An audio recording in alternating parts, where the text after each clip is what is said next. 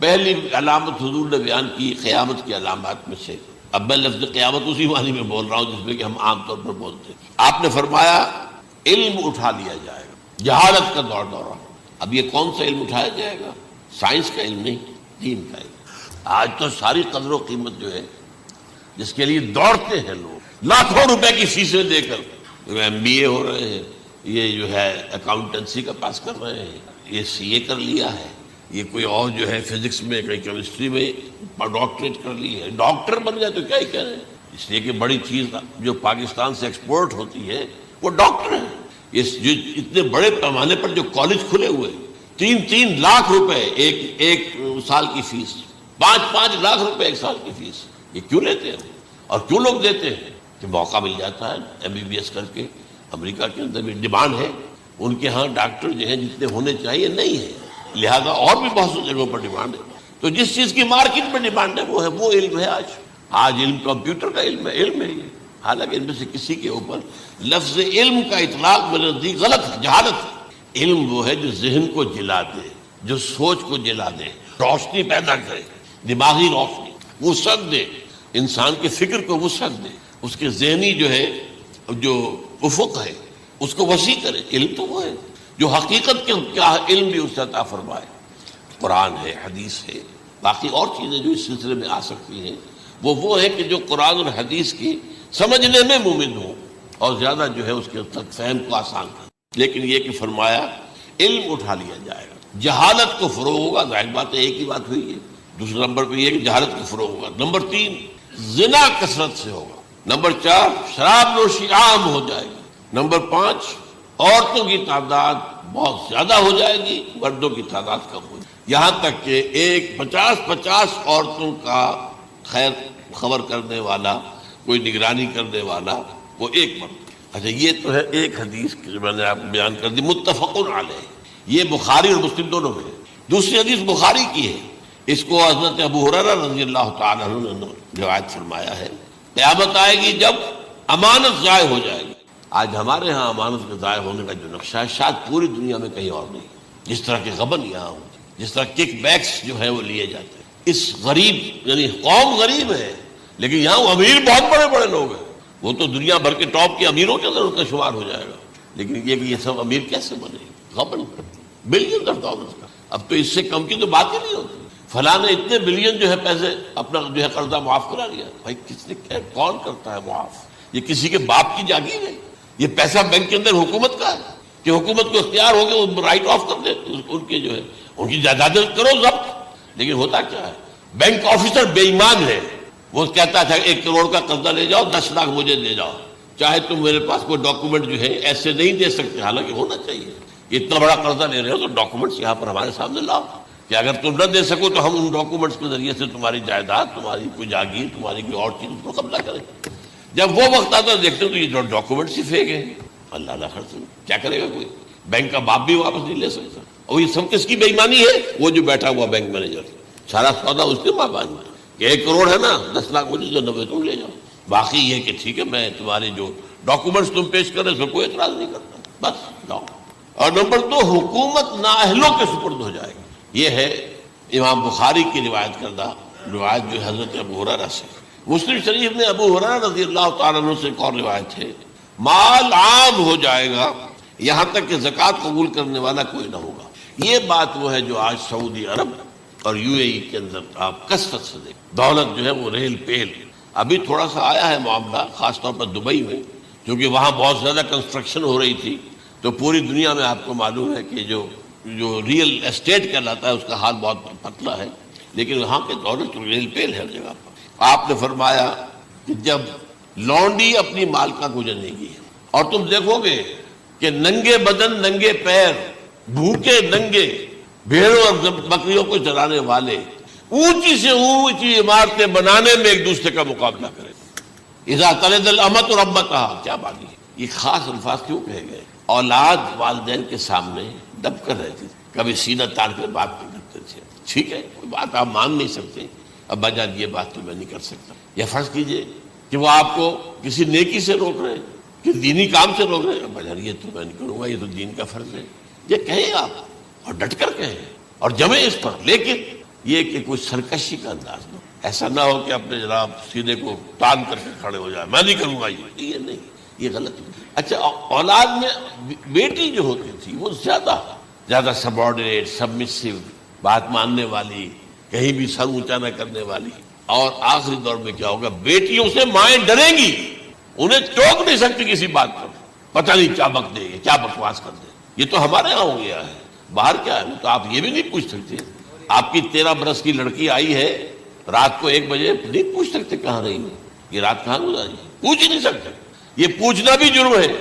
اپنے چھوٹے بچے کو آپ نے ایک تھپڑ مار دیا، تہذیب ہے، سکھانا ہے، غلط کام کیا ہے، اس کی سرزنش ہو رہی ہے، فوراً وہ اگر ایک فون کر دے گا پولیس آئے گی، بچے کو لے جائے گی، اسے لا کر کہیں اور جو ہے ڈپازٹ کرے گی، اور آپ پر مقدمہ چلے گا، آپ کو اس کی سزا بھگتنی۔ ظاہر بات ہے کہ پھر وہاں سرکشی کا کیا عالم ہوگا، پھر اولاد کہاں سر جھکائے گی، کس درجے میں جھکائے؟ اس کی تربیت عثمانی میں ہوئی نہیں۔ تو ان تلد الامۃ ربتہا، گویا کہ بیٹی کے نزدیک ماں جو ہے وہ ایسی ہو جائے گی جیسے لونڈی، گویا کہ لونڈی نے ایک اپنی مالکہ کو جنم دیا ہے، بیٹی مالکہ بن جائے گی اور ماں جو ہے لونڈی بن جائے گی، اور دولت کی ریل پیل کا ابھرتا دکان، یہ جو بھوکے ننگے اور مفلس، کیا حال تھا 100 برس پہلے، انہیں کھانے کو کچھ نہیں ملتا تھا، یہ مشرقی ساحل پر تھے، یہ سوائے یہ کہ مچھلیاں پکڑ لی، اللہ خیر اللہ وہ کھا لی، یا کہیں ان کو بیچ دیا، کوئی بنڈی لگ گئی، بنڈی لگ جاتی تھی، اور کیا تھا۔ اور مغربی ساحل پہ کیا ہوتا تھا، ساری ان کی معیشت حج کے گرد گھومتی تھی، حاجی آئے ہیں، خریداریاں کر رہے ہیں، اور آپ کو معلوم ہے پوری دنیا سے مال پہلے بھی پہنچتا تھا وہاں، آپ کو جو ہے ہر ملک کے ہر کونے کا پھل وہاں مل جائے گا آج بھی۔ اور وہاں پر یہ ہے کہ سب سے بڑی بدوؤں کے لیے سب سے بڑی بات کیا تھی، قربانی کا گوشت، اسے وہ سکھاتے تھے، سخت چمڑے کر کے کھاتے تھے، یہ ان کا حل تھا۔ آج جا کر دیکھیے نئے شہر بن رہے ہیں، امریکنز کو کانٹریکٹ دیے جا رہے ہیں، بالکل ماڈرن شہر بنا دو، ایک ایبسولوٹلی ماڈرن شہر جو ہے وہ جو مشرقی ساحل کے اوپر جو پہلے سے آرام کو سٹی ہے، امریکن سٹی ہو، اس کے اندر کوئی سعودی بھی داخل نہیں ہو سکتا سوائے جس کے پاس اس سٹی کی طرف سے لائسنس نہ ہو، اور اس کی 4 دیواری کے اندر، 4 دیواری کیا فصیل کے اندر کہی ہے، جو چاہو کرو، کوئی تم پر پابندی نہیں، ننگے نہاؤ، تالاب ہے نہا رہے، ننگی عورتیں ننگی مردیں نہا رہے، کوئی پوچھنے والا۔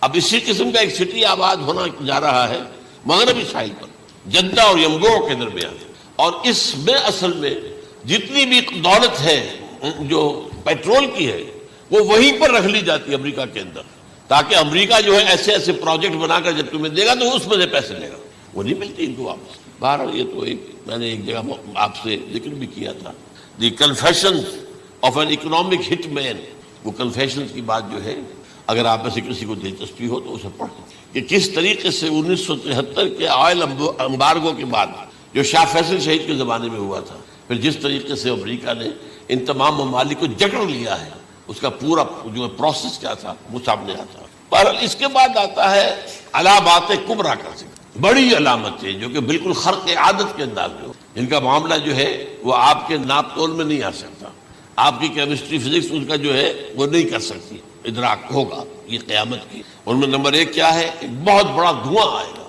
پوری دنیا کو لپیٹے گا۔ نمبر 2 دجال کا ظہور ہوگا، جو اپنی خدائی کا دعویٰ لے کر آئے گا اور بنوائے گا، اس کے ہاتھ میں ہو جائیں گے، قبضے میں ہو جائیں گے سارے ذرائع پیداوار کے، اس کی طرف پہلا قدم اٹھ چکا ہو، ٹرپس کے نام سے معاہدہ ہو چکا ہے، کوئی ملک اپنا بیج پیدا نہیں کر سکتا، یہ بیج ہم نے ڈیولپ کیے ہیں، ان کے ڈیولپمنٹ سے پہلے تم 1 ایکڑ سے کتنی گندم لیتے تھے، آج کتنی لے رہے ہیں، کس بنا پر؟ جینیٹکس کا جو کام ہم نے کیا ہے اس کی بنا پر ہونا، ہاں تو ہمارا حق ہے، اس کی رائلٹی ہمارے پاس آنی چاہیے، لہذا صرف ان اداروں سے ملٹی نیشنل سے خریدا جائے گا بیج، اور بیج بھی وہ دیں گے وہ کہ جس سے جو فصل اگے گی وہ بیج نہیں لا سکتے، وہ بیج کا کام نہیں کر سکتے۔ جیسے آپ کو معلوم ہے کہ آپ کے ہاں جو گوشت کھایا جاتا ہے مرغے کا، تو مرغا وہ جو ہے اس میں مرغا ہو یا مرغی ہو، اس کے اندر کوئی وہ کیفیت ہی نہیں ہے، ان کے انڈے جو ہے ان سے آپ بچے حاصل نہیں کر سکتے، ہے تو انڈا، دیکھنے کو تو انڈا ہے لیکن وہ بنڈا جو ہے اس سے بچہ تو نہیں حاصل کر سکتے۔ ایسے ہی وہ گندم کا بیج دیں گے، نظر آئے گی گندم، لیکن اس کے اندر وہ صلاحیت نہیں ہے کہ اس سے جو فصل اگے گی اس کا نتیجہ جو ہے وہ بھی آپ لے سکتے۔ یہ ہونا ہے، اللہ جانے، قدم اٹھ رہے ہیں ادھر۔ پھر یہ ہے کہ دابۃ الارض، زمین سے ایک حیوان نمودار ہوگا، زمین شق ہوگی۔ ابھی میں کہہ رہا ہوں خرق عادت ہے، یہ چیزیں وہ نہیں ہیں جو ہماری کسی حساب کتاب میں جو باتیں پہلے آئی ہیں وہ تو حساب کتاب میں آ رہی ہیں، ساری سمجھ میں آ رہی ہیں، ساری چیزیں مشاہدہ ان کا ہو رہا ہے. لیکن یہ ہے کہ دابۃ الارض، یہ کہتے ہیں کہ کوہ صفا، اس میں تو نہیں ہے حدیث میں، کوہ صفا پھٹے گا اور اس میں سے ایک حیوان دابہ وہ ظاہر ہوگا. تو اسی لیے فرمایا ہے وَإِذَا وَقَعَ الْقَوْلُ عَلَيْهِمْ أَخْرَجْنَا لَهُمْ دَابَّةً مِّنَ الْأَرْضِ تُكَلِّمُهُمْ، تو ہم اندر سے پیٹ کے چیر کر زمین کے پیٹ کو ایک حیوان کو برآمد کریں گے جو انسانوں سے بات کرے گا، گفتگو کرے گا. نمبر 4 طلوع الشمس من المغرب، یہ بھی خرق عادت. سورج تو طلوع ہوتا ہے مشرق سے، غروب ہوتا ہے مغرب میں، لیکن اس وقت معاملہ الٹا ہوتا ہے. یعنی جو کائنات کے اندر جو گڑبڑ ہوگی کچھ سمجھ میں بات آتی ہے کہ یہ معاملہ جو ہے یہ تو اس پورے سولر سسٹم کو اگر بدل دیتے ہیں تو مشرق مغرب ہو جانا، مغرب مشرق ہو جانا، یہ سمجھ میں آنے والی بات. اس کے بعد ہے عیسیٰ ابن مریم کا نزول، جس کے بارے میں آج میں نے گفتگو کی ہے.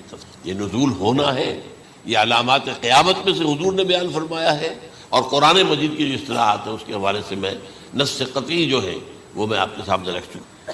پھر یاجوج ماجوج کا ایک معاملہ ہے، یہ میں ابھی اس وقت زیادہ اس پر بات نہیں کر سکتا. حضرت عیسیٰ علیہ السلام کے نزول کے بعد 2 کام ہو گئے. یہودیوں کا قلع قمع ختم، تمام یہودی، ایک کام تو یہ ہونا، اور نمبر 2 عیسائیت کا ختم ہو جانا. عیسائیت کی نفی کر دیں گے، تم مجھے خدا کا بیٹا بنائے بیٹھے ہو، میں تم خدا کا بیٹا نہیں ہوں، میں تو اس کا بندہ ہوں، رسول ہوں. میں نے تم سے کب کہا تھا کہ مجھے خدا کا بیٹا بناؤ. نمبر 2 یہ کہ وہ خنزیر کو قتل کر دیں گے، یعنی یہ تم نے خنزیر کب سے کھانا شروع کر دیا؟ میں تو تم کو نکاح اجازت دے کر گیا تھا، یہ تو شریعت موسوی میں حرام تھا، اور میں کہہ کر گیا تھا کہ یہی شریعت تم پر لاگو رہے گی. ہاؤ کم تم نے کیسے لی؟ آج بھی بہت سے رومن کیتھولکس جو ہے وہ سور نہیں کھاتے، وہ اس میں ہے ان کے اندر کچھ نہ کچھ بات جو ہے جو حضرت عیسیٰ کی تعلیمات کا کچھ اثر ان کے ہاں ہے.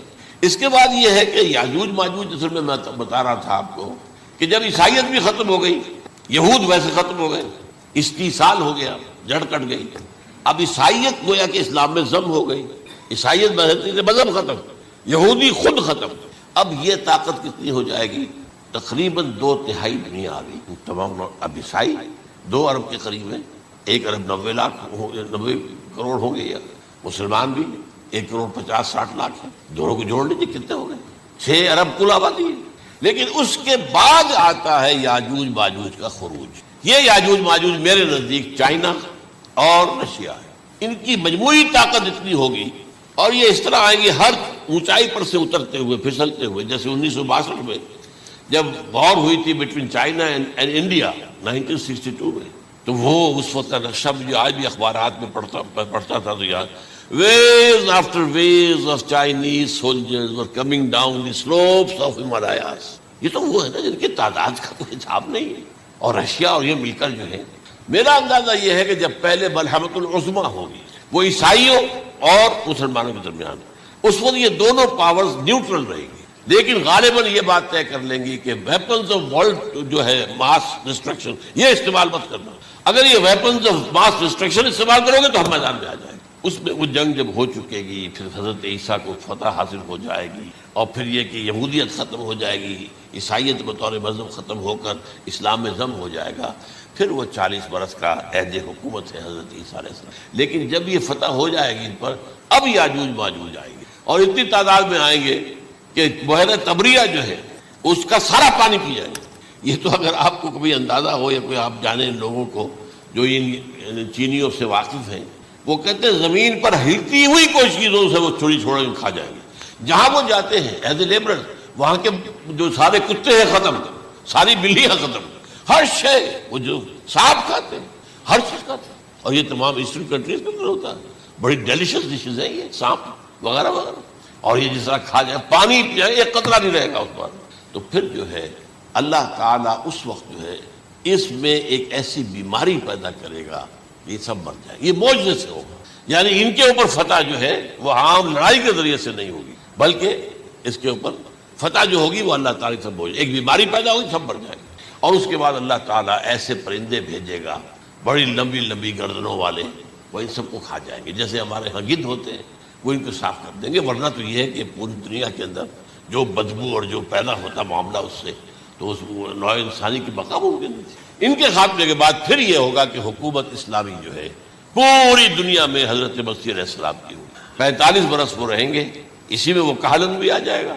وہ فی المہد و کہلت جو میں نے شروع میں بیان کیا تھا، اسی میں پھر یہ ہے کہ وہ شادی بھی کریں گے، ان کی اولاد بھی ہوگی، اور پھر ان کا انتقال ہوگا تو حضرت حضور صلی اللہ علیہ وسلم کے حجرے میں، وہیں پر جہاں حضور اور ابو بکر اور عمر رضی اللہ تعالیٰ عنہم دفن، وہیں پہ ان کو دفن کیا جائے، اور قیامت کے دن حضور فرماتے ہیں کہ میں اور یہ تینوں ساتھ۔ تو یہ ہے واقعات و واقعات۔ بہرحال اس میں یہ ہے کہ یہ نوٹ کر لیجئے کہ جہاں تک ہمارے ہاں آج کل کا معاملہ ہے، میرے نزدیک میں یہ کہنے پر مجبور ہوں، جو رفع و نزول مسیح کو نہیں مانتا وہ کم سے کم منکر حدیث ضرور ہے، میں اس سے کم کا فتویٰ نہیں دے سکتا۔ اب یہ ہے کہ جو لوگ مہدی کو نہیں مانتے ان کا معاملہ میں مختلف سمجھتا ہوں، چند منٹ لے رہا ہوں آپ کے، اس لیے کہ ان کی حدیثیں صحیحین میں نہیں ہیں، بخاری مسلم میں نہیں، اور یہ کہ بہرحال ان کا معاملہ جو ہے وہ ایسا نہیں ہے حضرت عیسیٰ کا۔ حضرت عیسیٰ کے آنے کا جو کچھ ہوگا وہ تو میں نے آپ کے سامنے بیان کر دیا، لیکن یہ ہے کہ حضرت مہدی ہمارے نزدیک اس میں خرق عادت کوئی ہے ہی نہیں، جیسے ہر صدی کے مجدد ہوتے ہیں، آخری صدی کے مجدد وہ ہوں گے، اور میرے نزدیک یہی آخری صدی ہے، اور اسی میں حضرت مہدی کا ظہور ہو جانا۔ سعودی عرب میں کوئی خانہ جنگی ہوگی کسی بادشاہ کے انتقال پر، اور پھر اس وقت یہ ظاہر ہوں گے، اس وقت ملک کے حالات کو سنبھالنے کے لیے لوگ ان کو زبردستی نکالیں گے، چھپے ہوئے ہوں گے ایک گھر میں۔ یہ حضرت ام سلمہ رضی اللہ تعالی عنہ کی روایت ہے کہ ایک بادشاہ کے انتقال پر یہ خانہ جنگی ہو جائے گا، اور ایک شخص مدینے سے بھاگ کر مکے میں چھپ جائے گا۔ یہ تو ہے ان کے الفاظ، میں توجیہ کر رہا ہوں، یہ لوگ ان کی طرف دیکھ رہے ہوں گے کہ یہ جو وقت آیا ہے فتنے کا ہماری قوم پر، ہمارے ملک پر، تو ان کی شخصیت ایسی ہے کہ یہ بیچ میں آئیں، صلح صفائی کرائیں، اور وہ جو ہے اس ذمہ داری سے بچ کر بھاگیں گے اور جا کر مکے میں چھپ جائیں گے، پھر لوگ انہیں تلاش کر کے نکالیں گے اور زبردستی ان کے ہاتھ پر بیعت کریں گے، ورنہ وہ اتنے بڑے منصب کو۔ اور پھر یہ بھی ہے، ایک حدیث میں آتا ہے یصلحو فی لیلۃ واحدہ، ایک رات میں ان کی مکمل اصلاح کر دیں گے، یعنی اگر کوئی تھوڑا بہت نقص اور عیب میں ہوا بھی، کوئی کمی کوتاہی ہوئی بھی، تو اللہ تعالیٰ ایک رات میں اصلاح کروا دیں۔ لیکن ہمارے نزدیک اس کے اندر کوئی خرق عادت ہے ہی نہیں، البتہ جو کہتے ہیں اہل تشیع وہ خرق عادت ہے کہ ان کے 12ویں امام جو ہے وہ بچپن ہی کے اندر اس خوف سے کہ جو بنو عباس بادشاہ ہیں وہ ان کو قتل کر دیں گے، تو وہ ایک غار میں چھپا دیے گئے، اب وہ 1200 برس سے اس غار کے اندر چھپے ہوئے، اور اس کے بعد وہ ظاہر ہوگی، وہ امام مہدی ہوں گے۔ اس میں خرق عادت ہے، لیکن میں یہ کہتا ہوں کہ محض خرق عادت کی بنیاد پر ہم اس کی نفی نہیں کریں گے۔ کیوں؟ کیا ہم یہ نہیں مانتے کہ اصحاب کہف 300 برس تک سوئے رہے؟ یہ کیا عام بات ہے؟ حضرت عزیر علیہ السلام اللہ نے انہیں موت دی، موت، اور 100 برس کے بعد زندہ کر کے اٹھا لیا۔ تو خرق عادت حضرت عیسیٰ کو ہم اتنا بڑا خرق عادت مانتے ہیں کہ اٹھا کر آسمان پر، تیسرے آسمان کے اوپر ہیں، موجود ہے، اب بھی ہے۔ شب معراج میں تیسرے آسمان پر حضور کی ملاقات ان سے ہوئی، تو یہ خرق عادت کی بنیاد پر نفی نہیں ہم کہتے، ہو سکتا ہے، لیکن یہ کہ اس کے لیے ہمارے پاس کوئی دلیل نہیں، کوئی احادیث نہیں، کچھ نہیں، اس لیے ہم اس کو نہیں مانتے۔ البتہ خود وجود جو ہے حضرت مہدی کا وہ کوئی عجیب بات نہیں ہے، وہ تو جیسے پہلے بھی آئے ہیں ہمارے مجددین، ایسے مجدد ہوں گے اور دین کو تازہ کر دیں گے۔ ایک صحیح اسلامی ریاست جو ہے وہ عرب میں قائم ہو جائے گی دوبارہ۔ حضور نے فرمایا وہ عدل اور انصاف سے عرب کو اسی طرح بھر دے گا جیسے کہ وہ اس سے پہلے ظلم اور جور اور زیادتیوں کے سے بھری ہوئی ہوگی۔ تو یہ کام ہوگا، یہ تو مجدد کا کام ہوتا ہی ہے اس حوالے سے۔ لیکن بہرحال میں نے پھر بھی کہا کہ اگر احادیث کی کمزوری کی وجہ سے کہ صحیح عین میں نہیں ہے، اگر کوئی شخص انکار کرے تو مجھے کوئی اعتراض نہیں ہے، ٹھیک ہے، لیکن جو حضرت عیسیٰ کے نفع سماوی اور حضرت عیسیٰ کے نزول کا انکار کرتا ہے وہ کم سے کم، میں انہیں اور آگے کوئی فتویٰ نہیں دیتا کہ وہ کافر ہو گئے یا یہ ہو گئے یا وہ ہو گئے، لیکن منکر حدیث کے لائن میں تو وہ لازماً کھڑے ہو گئے، کیونکہ اتنی واضح پکی حدیثیں ہیں حضرت مسیح کے نزول کی، اور علامات قیامت میں جس طرح ان کا ذکر آتا ہے کہ اس سے انکار جو ہے وہ جب تک آپ پوری حدیث کے ذخیرے کا انکار نہ کریں اس وقت تک ممکن نہیں ہے۔ لہذا وہ بھی جو انسانوں میں رسول آئے ہیں انہی کی ہدایت کے پیرو رہے، ان میں سے جو اچھے لوگ ہیں، جو نیک لوگ ہیں، وہ ایمان لائے، جس کی ایک مثال ہمارے سامنے آ بھی چکی۔ وہ جنات تھے، حضرت موسیٰ پر ایمان رکھنے والے تھے، تورات کے ماننے والے تھے، اور ان کا گزر ہوا، قرآن انہوں نے سنا، وہ ایمان لے آئے، اور پھر جا کر وہ اپنی قوم میں تبلیغ شروع کر۔ تو گویا کہ قرآن مجید میں جب یا ایھا الناس کہا جاتا ہے تو اگرچہ انسان مراد ہے، لیکن یہ کہ انہی کے تابع خطاب جو ہے وہ جنات سے بھی، لیکن اس صورت میں اس کو کھول دیا۔ باقی یہ اسی پر قیاس کرتے ہیں، پورے قرآن کو سمجھیے، اس پورے قرآن کے مخاطب انسان بھی ہے، جنات، لیکن یہاں صرف یہ کہ اس کو ایک ایک قدم کے اوپر تسنیہ کثیرہ، فَبِأَيِّ آلَاءِ رَبِّكُمَا تُكَذِّبَانِ فَبِأَيِّ آلَاءِ رَبِّكُمَا تُكَذِّبَانِ یا معاشر الجن والانس اے انسانوں اور اے جنات کی جماعتوں، جو کھل کر جو ہے صراحت کے ساتھ جو ہے انسانوں کے ساتھ جنات کا ذکر اور ان سے خطاب، تو صرف اس ایک صورت میں پورے قرآن مجید۔ ایک اور بات یہ ہے کہ اس میں دو جنتوں کا تذکرہ ہے، اور سورہ واقعہ میں بھی ایسا ہی ہے۔ ان دونوں میں ترتیب عجیب ہے مضامین کے اعتبار سے، جس کو کہ آپ مرر امیج کہتے ہیں۔ آج کل مکان بہت سے بنتے ہیں ایسے کہ بالکل مرر امیج ہوتے ہیں کہ یوں لا کے ملا دیے تو ایک جیسے ہوں گے۔ ڈرائنگ روم جڑے ہوئے ہیں، پھر کوئی بیڈ روم ہے وہ ادھر ہے، پھر ادھر آخر میں پورچ ہے، وہی نقشہ ادھر ہے وہی نقشہ ادھر ہے، تو گویا کہ ہے مرر امیج۔ تو ان دونوں صورتوں میں مضامین جو ہے مرر امیج کے ساتھ۔ سورہ رحمان میں قرآن مجید کی عظمت کا بیان اور اس کا جو حق ہے جو انسانوں کو ادا کرنا چاہیے اس کو مضمر کیا، اور عظمت قرآن کا بیان۔ یہ شروع ہو رہی ہے صورت سے۔ سورہ واقعہ میں وہ آخر میں آئے گا قرآن کی عظمت کا بیان، اور جو لوگ کہ اس کا حق ادا نہیں کرتے ان کا انجام۔ پھر اس میں اس کے بعد جو ہے پہلے ذکر ہے اہل جہنم کا، اور اس کے بعد ہے دو طرح کی جنتوں کا، دو درجے ہیں اہل جنت کے۔ لیکن وہاں کیا ہے؟ پہلے تذکرہ ہے دو کامیاب گروہوں کا، اور پھر آخر میں تذکرہ ہے جہنم میں۔ اس اعتبار سے اس میں مضامین کی بڑی گہری مناسبت بھی ہے، اور ایک مرر امیج کی ترتیب سے یہ عکسی ترتیب ان کے مضامین۔ سورۃ الرحمن، بسم اللہ الرحمن الرحیم۔ نوٹ کر لیجئے یہ ترجیحی جو آیت ہے اس میں 31 مرتبہ آئی ہے۔ کل آیات 78 ہیں، جن میں سے 31 جو ہیں وہ تو در حقیقت فَبِأَيِّ آلَاءِ رَبِّكُمَا تُكَذِّبَانِ اس کی تکرار ہے۔ یہ اسلوب قرآن مجید میں یا تو سورہ شعراء میں آ چکا ہے، 8 بار وہ الفاظ آئے تھے، ان فی ذلک لآیہ وما کان اکثرهم مؤمنین وان ربک لہو العزیز الرحیم، 8 بار۔ یا یہ القمر میں ہم 4 دفعہ پڑھ چکے ہیں، فکیف کان عذابی ونذر ولقد یسرنا القرآن للذکر فہل من مدکر۔ اور یہاں سورۃ الرحمن میں 31 بار آئے گا فبأی آلاء ربکما تکذبان۔ بسم اللہ الرحمن الرحیم۔ الرحمن علم القرآن خلق الانسان علمہ البیان۔ رحمان، اور یہ اللہ کا وہ نام ہے جو رحمت کے مادے سے، لیکن خاص شان اس کی یہ ہے کہ جس میں ایک طوفانی کیفیت ہے اللہ کی رحمت، ٹھاٹھے مارتے ہوئے سمندر کی طرح۔ غضبان ہم پڑھ چکے ہیں 2 دفعہ، نہایت غضبناک، حضرت موسیٰ کے لیے لفظ آیا غضبان آصفا۔ تو عرب کہے گا اگر بھوک سے مر رہا ہے، انا جوعا، پیاس سے مر رہا ہے، انا عطشان، تو رحمان کے وزن پر بہت مبالغہ، اور اس میں ایک شان ہوتی ہے جیسے کہ طوفانی شان، طوفان وہ بھی اسی میں۔ الرحمن وہ ہستی کے جس کی رحمت ٹھاٹھے مارتے سمندر کے مارے۔ علم القرآن، اس نے قرآن سکھا۔ یعنی یہ کہ قرآن مجید کی عظمت کا تصور کرو، یہ اللہ کی رحمانیت کا مظہر عطم ہے، اس کی رحمت کی سب سے بڑی شان، اس کا مظہر عطم جو ہے وہ قرآن۔ دوسری بات یہ، اللہ کے ناموں میں چوٹی کا نام رحمان ہے، بہت پسندیدہ، رحمت کی تو ضرورت ہر شخص کو ہے۔ حضور نے فرمایا میں بھی مستغنی نہیں۔ آپ نے ایک موقع میں فرمایا کہ کوئی جنت میں صرف اپنے اعمال کی بنیاد پر نہیں جائے گا جب تک کہ رحمت خداوندی دستگیری نہ کرے۔ اور حضرت عائشہ سے ہے یہ روایت، حضرت عائشہ نے پوچھ لیا، ظاہر بات ہے میاں بیوی کے درمیان ایک بے تکلفی بھی ہوتی ہے کہ کیا حضور آپ بھی؟ آپ نے فرمایا ہم نہیں، الا ان یتغمدنی ربی برحمتہ، میں بھی جنت میں نہیں جا سکوں گا مگر اس صورت میں کہ میرا رب مجھے اپنی رحمت سے ڈھانپے۔ تو رحمان چوٹی کا نام ہے اللہ کے ناموں میں سے، اور جو علم اللہ نے دیا ہے انسان کو اس میں چوٹی کا علم قرآن۔ ایک علم وہ ہے ریویلڈ نالج جس کی چوٹی یہ ہے، ایک علم ایکوائرڈ نالج، رفتہ رفتہ انسان جا رہا ہے، لیکن سب سے اونچا علم، سب سے بڑا علم۔ خلق الانسان، اسی نے انسان کو بنایا، اور اس کی کریشن کا کلائمیکس انسان، تخلیق کی معراج انسان ہے۔ خلقتہ بیدی، ہم نے دونوں ہاتھوں سے بنایا، جس میں عالم امر اور عالم خلق جمع ہو۔ اس سے آگے علمہ البیان، جو صلاحیت انسان کو دی ہے ان میں چوٹی کی صلاحیت جو ہے بیان۔ انسان کو کہا گیا حیوان ناطق، قوت بیان۔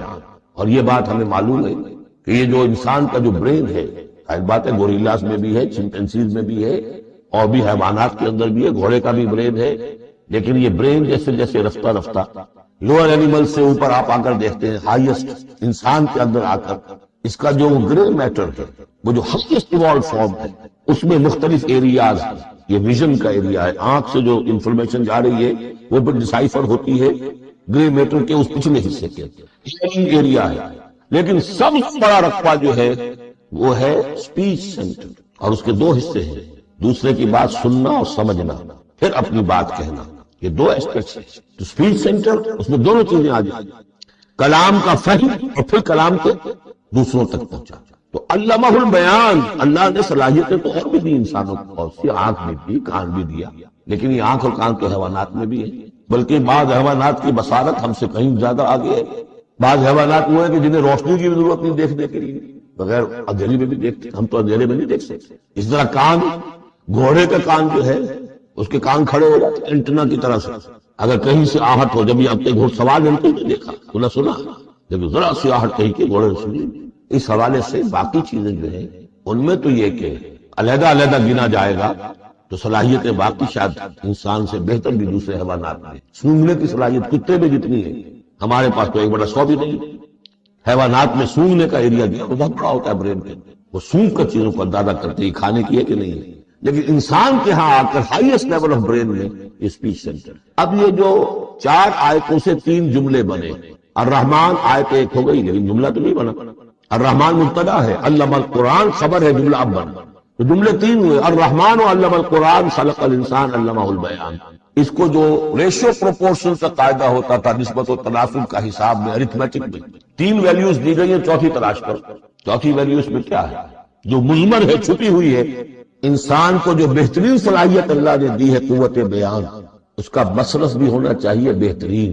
اس کا بہترین مصرف یہ ہے کہ قرآن سمجھو اور سمجھاؤ، قرآن پڑھو اور پڑھاؤ۔ جیسے کہاوت ہے کہ توپ اس لیے نہیں بنتی کہ اس سے مکھیاں ماری جائیں، اسی طرح اتنی بڑی صلاحیت جو تمہیں اللہ نے دی ہے، اسی صلاحیت کو وکلاء استعمال کرتے ہیں، جو اچھا آرگو کر سکے اس کی فیس بڑھتی چلی جاتی ہے۔ ڈیموگرام کوئی لیڈر ہے بڑی اچھی تقریر کر سکتا ہے، وہ بھاگنے پر جو ہے مجمع کو آبادہ کر دے گا، لوگوں کو آبادہ کر دے گا، وہ اپنی گردنیں کٹوا دے گا، لیڈر بن جائے گا۔ تو یہ صلاحیت جو اس لیے نہیں ہے کہ تم دنیا میں لیڈریاں اپنی بناؤ اس کے ذریعے سے، اس کا مصرف کیا ہے؟ قرآن سمجھو اور سمجھاؤ۔ یہ ہے بیان، اللہ کا بیان۔ اس بیان کو سمجھنا، پہلے تو اسپیچ سینٹر کا وہ حصہ جو ہے اس کو سمجھے، اور پھر اسپیچ سینٹر کا جو دوسرا جو حصہ ہے وہ اس کو بیان کرے۔ چنانچہ اس کو کھول کر بیان کر دیا محمد رسول اللہ صلی اللہ علیہ وسلم نے۔ حدیث ہے آپ کی جس کے راوی ہے عثمان ابن عفان، دیکھیے نام کے اندر بھی وہ قافیہ مل رہا ہے، الرحمن علم القرآن خلق الانسان علمہ البیان عن عثمان ابن عفان۔ اب عفان کے بیٹے عثمان نے روایت کیا، حضور نے فرمایا خیرکم من تعلم القرآن وعلمہ، اور خیر یہاں پر سپرلیٹ کے سنس میں آ رہا ہے، تم میں بہترین لوگ وہ ہیں جو قرآن سیکھیں اور سکھائیں۔ اب سورہ قبر کے فوراً بعد یہ وَلَقَدْ يَسَّرْنَا الْقُرْآنَ لِلذِّكْرِ فَهَلْ مِن مُدَّكِرٍ الرحمن علم القرآن خلق الانسان علمہ البیان۔ الشمس والقمر بحسبان، یہ سورج اور چاند سب ایک حساب کے ساتھ ہیں، ان کی گردش حساب کے ساتھ، اسی حساب سے دن بن رہے ہیں، راتیں بن رہی ہیں، ہفتے اور سال اور مہینے بن رہے ہیں۔ والنجم والشجر یسجدان، نجم جو ہے ستارے، سورج اور چاند کے مناسبت سے تو اس کے لیے ستارے کی مفہوم ہے، لیکن نجم جو عربی زبان میں جھاڑیوں کو بھی کہتے ہیں جو زمین میں ہوتی ہیں، کیونکہ یہ ستارے بھی زمین میں اتنے نظر آتے ہیں جیسے کہ جھاڑیاں ہوں۔ والنجم والشجر یسجدان، شجر کے حوالے سے اگر ترجمہ کرتے ہیں تو وہ جھاڑیاں، یہ بھی سجدہ کرتے ہیں، اللہ کے سامنے سر سجود ہوتے ہیں، ان کے سائے جیسا کہ کئی دفعہ آج والسماء رفعها ووضع الميزان، اور آسمان کو اس نے بلند کیا، اس میں رکھے ترازو۔ یہاں اس سے مراد وہ ترازو نہیں ہے جو کہ تولتی ہے دنیا کے اندر، اس میں بیلنس ہے، کاسمک بیلنس۔ آسمان اور زمین کے اندر، آسمان میں جتنے اجرام سماویہ ہیں، ان کو جو چیز تھامے ہوئے ہیں، قائم رکھے ہوئے ہیں، وہ ایک بیلنس۔ جو کشش ثقل ہے ان کی مختلف، یہ سب ایک دوسرے کو کھینچ رہے ہیں، اور ادھر ادھر سے دونوں طرف سے جو کھینچ ہے وہ ہر کرے کو اپنی جگہ پر رکھے گے۔ یہ بیلنس جب ذرا سا گڑبڑ ہوگا اور یہ کرے آپس میں ٹکرا جائے گا، فاصلے ہی کہیں تو ہوتا ہے conversely proportional to the distance, لہذا وہ جو گریویٹیشنل فورس ہے، اگر ایک طرف سے ذرا فاصلہ کم ہو گیا اس کا مطلب دوسری طرف بڑھ گیا، تلپٹ ہو جائے گا۔ یہ کاسمک بیلنس ہے۔ والسماء رفعها ووضع الميزان اللہ تطغوا فی المیزان، دیکھو اس میزان میں، اس توازن میں، یہ جو بیلنس ہے یہاں کا، اس میں کوئی کمی بیشی نہ کرو، بد زیادتی کرو۔ واقیموا الوزن بالقسط ولا تخسروا المیزان، اور قائم رکھو وزن کو قسط کے ساتھ، عدل کے ساتھ، اور اس کے اندر کہیں کوئی کمی نہ کرو، نہ تطغوا نہ تخسر، نہ کمی نہ زیادہ، کہیں فاصلہ بڑھ جائے گا تب بھی خرابی، کہیں فاصلہ کم ہو جائے گا تب بھی۔ والارض وضعها للانام، الفاظ کی مناسبت سے بعض لوگوں نے سمجھا کہ ترازو ہی مراد ہے، تو ٹھیک ہے، اس میں کوئی حرج نہیں ہے اگر مراد کی جائے، لیکن ترتیب دیکھیے جس طرح یہ آ رہا ہے، الشمس والقمر بحسبان، اب اس کے حوالے سے یہ گویا کہ کاسموس کی بات ہو رہی ہے. اس کاسموس کی بات کے بعد نیچے اتر کے وَالْأَرْضَ وَضَعَهَا لِلْأَنَامِ تدریجاً نیچے آیا اور زمین کو ہم نے بنا دیا، رکھ دیا لوگوں کے لیے، پست کر دیا، ان کے قدموں میں بچھا دیا اپنی مخلوقات کے لیے.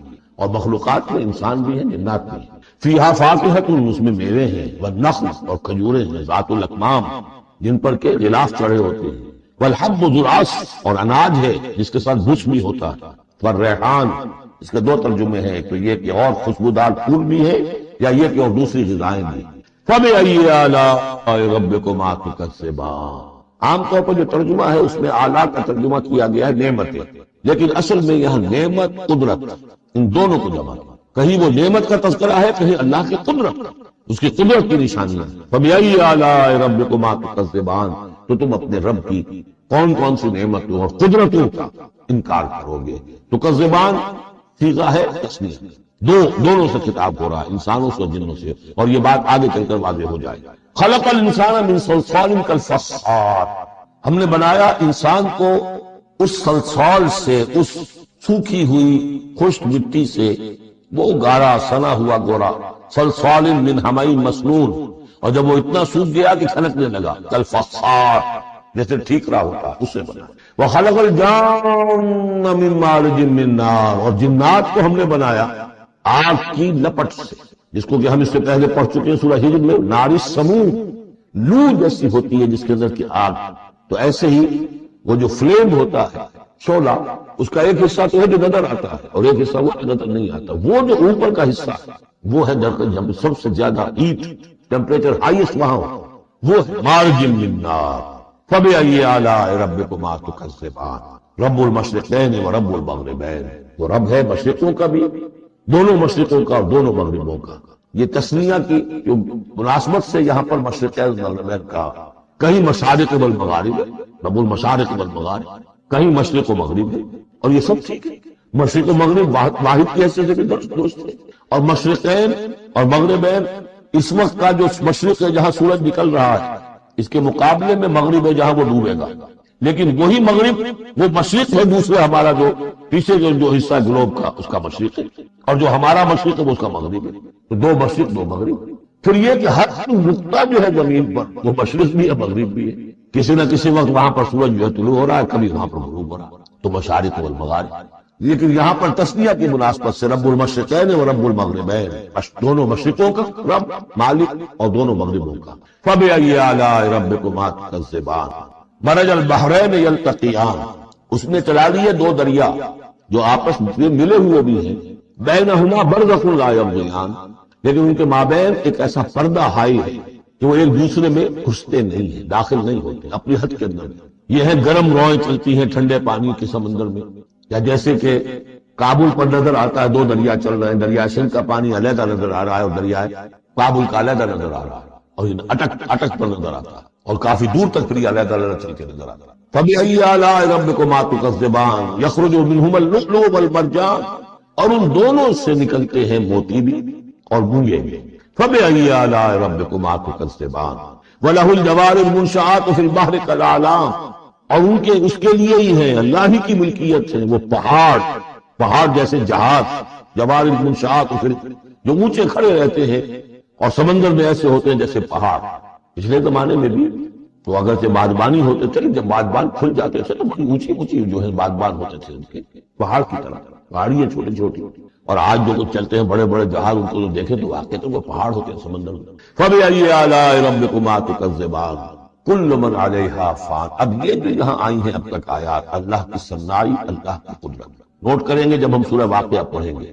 پہلے آیا ذکر قرآن، اس کی عظمت اور اس کا جو ایک مضمر ہے چیز کہ انسان کو اس قرآن کی عظمت اور فضیلت کو سمجھ کر اگر اللہ نے وہ جو شعر علامہ اقبال کا، اگر یہ قطرہ خوداری اگر مجھتے پرے داری بیا با من تو آ موزم طریق شاہ بازی را اگر تمہارے جسم میں کوئی قطرہ خون ہے اور کوئی مٹھی بھر پر بھی تمہیں دے رکھے ہیں، اے چڑیا اے بیا آؤ کہ میں تمہیں شاہ بازی کے طریقے سکھاؤں. اسی طریقے سے اگر تمہیں بولنے کی صلاحیت دی ہے تو اس کا مصرف کیا ہے؟ خیرکم من تعلم القرآن سمجھنے کی صلاحیت دی ہے، قرآن سمجھو. بیان کرنے کی صلاحیت دی ہے، بیان کرو قرآن. پھر یہ کہ اللہ تعالیٰ کی تخلیقی قوت اس کا تذکرہ. وہاں آپ دیکھیں گے یہ بالکل الٹی یہی ترتیب ہوگی. آخر میں قرآن مجید کی عظمت، اس سے پہلے اللہ کی تخلیق کی عظمت، اللہ کی یہی جو اعلیٰ ہے. اس کے بعد اب پہلے جہنم والوں کا تذکرہ یہاں ہو رہا ہے، وہاں بعد میں فرمایا کل من علیہا فان، جو بھی ہے اس زمین پر جو بھی مخلوقات ہیں سب فنا ہونے والے. وَيَبْقَى وَجْهُ رَبِّكَ ذُو الْجَلَالِ وَالْإِكْرَامِ، باقی تو رہے گا صرف تیرے رب کا منہ، تیرے رب کا چہرہ تو بہت بزرگی والا ہے اور بہت عظمت. اب یہ کہ اللہ کا چہرہ ہم کیا اس کو نہیں سمجھ سکتے، آیات متشابہات.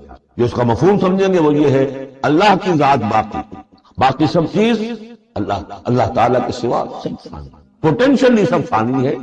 اپنے طور پر سب کسی کا وجود جو ہے اپنے بل پر قائم نہیں ہے. اللہ جب تک قائم رکھے تو در حقیقت وہ خود اپنے بل پر قائم نہیں ہے، وہ تو اللہ تعالیٰ قائم رکھے. کل من علیہا فان اللہ باقی من کل فان، اللہ ہی باقی ہے، باقی تمام فانی.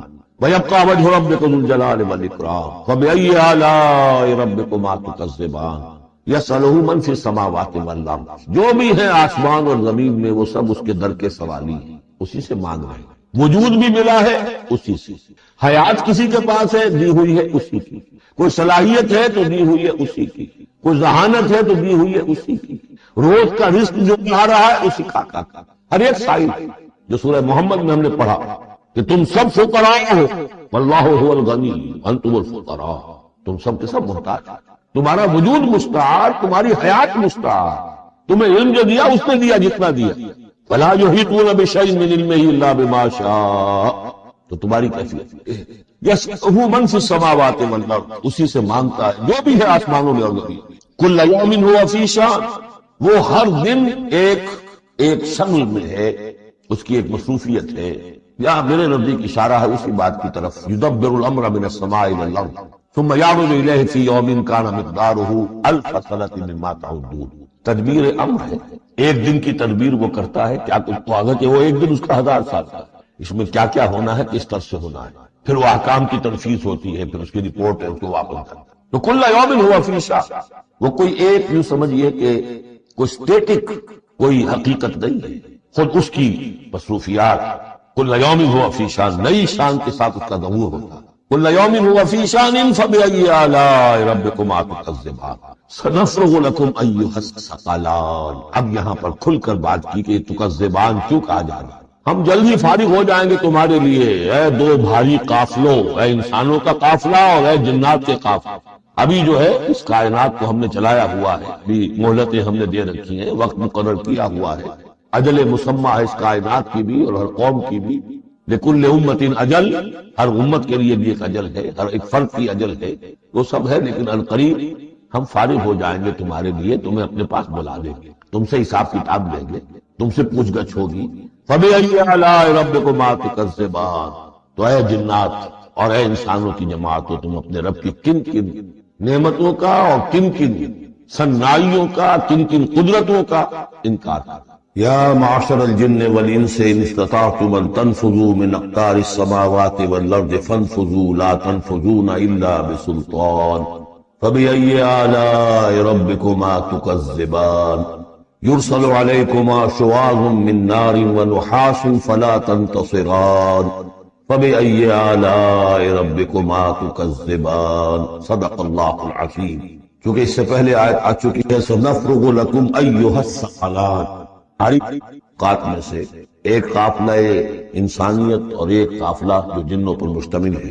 اب یہاں اس آیت میں آیت نمبر 33 میں براہ راست ان سے خطاب ہے، اے گروہ جن اور اے گروہ انس، یا معاشر الجن والانس ان استطعتم، اگر تمہارے اندر استطاعت ہے، طاقت رکھتے ہو، ان تنفذوا من اقطار السماوات والارض، کہ تم نکل بھاگو آسمانوں اور زمین کے دائروں سے، کناروں سے، تنفذوا تو نکل جاؤ، لا تنفذون الا بسلطان، نہیں نکل سکو گے مگر اللہ تعالیٰ کی سرحد کے ساتھ. یہ آیت مبارکہ مشکلات القرآن میں سے ہے، پوری طرح ہم شاید ابھی نہ سمجھ پائیں جب تک کہ اور ہمارا علم جو ہے کائنات کے بارے میں، کاسموس کے بارے میں اور علم بڑھ نہیں جاتا. لیکن یہ کہ عام طور پر یہ سمجھا گیا ہے کہ یہ انسان اور جن جو ہیں ایک حد تک ان کی رسائی ہے اس کائنات کے اندر، اس سے آگے نہیں.